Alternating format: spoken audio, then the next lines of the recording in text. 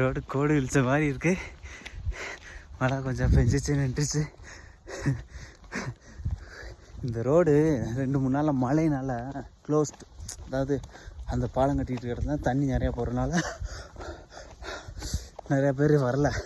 அதனால் இன்றைக்கும் இன்றைக்கும் மழை சொல்லியிருக்கானுங்களா, அதனால் இந்த ரோட்டில் யாருமே வரல. இதுதான் காரணம்.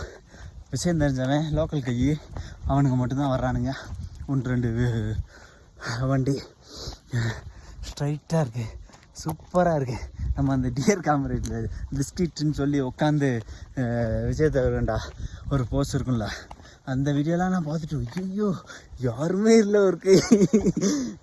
அது அந்த மாதிரி இடமா இருக்குன்னு நினச்சேன். ஆனால் அந்த இடம் அப்படி இல்லை. இங்கிட்டும் ஒரு மேலே ஃபுல்லாக கிராமம், ஈஸி ஆக்சஸ். ஆனால் அந்த இடத்துல மட்டும் ஸ்ட்ரைட் ரோடு இருக்கும். இப்போ அந்த கல்லெலாம் உடச்சிட்டானுங்க. நான் அந்த பிஸ்கிட் 12 கிலோமீட்டர்னு சொல்கிறது இப்போ ரீசெண்டாக உடச்சி அந்த கல்லை தேடினேன், உடச்சிருந்தானுங்க. ஆனால் இப்போ நம்ம போகிற இடம் அந்த மாதிரி தான் இருக்குது, ஒரு வழியாக கிடையாது. அதே மாதிரி ரோடு. இது கரெக்டாக ஒரு 10 கிலோமீட்டர் அகம் சொல்லி ஒரு வில்லேஜ். அங்கே ஒரே ஒரு ஹோட்டல் மேப்பில் இருந்துச்சு, ஒரு ஸ்டேன்னு ஒன்று ஹோட்டல் இருந்துச்சு. அங்கே போனால் தான் தெரியும் என்ன கதைன்னு.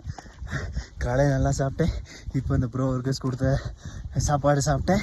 நைட்டுக்கு ஒரு 3 சப்பாத்தி பீனட் பட்டர் இருக்குது, அப்படி சாப்பிடலாம் இன்றைக்கி. ஓகே, அதனால் தைரியமாக இருக்கேன், ஜாலியாக. ஓகே, நடந்து போகலாம்.